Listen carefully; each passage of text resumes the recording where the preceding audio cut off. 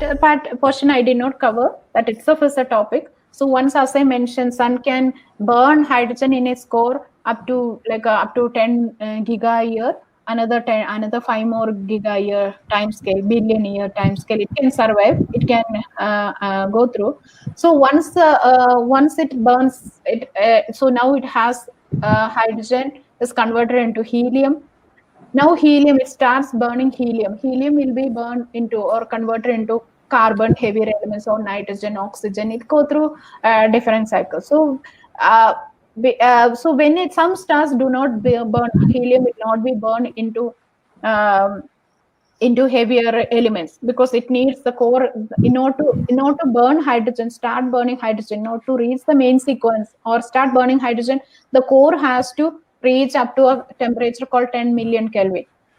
So when the core temperature reaches 10 million Kelvin, it starts burning hydrogen.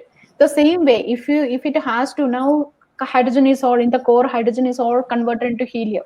Now if the star has to burn helium, the helium has to come together, it has to fuse, it has to, so when two helium atom, it has to fuse together, it has to overcome the nuclear the Coulomb repulsive force, and then only temperature can overcome. So the core has to reach a very high temperature in order to burn helium. But not all stars can burn helium, but some stars can burn helium. So as it go through that phase, the opacity of the stars, the outer part of the starts expanding.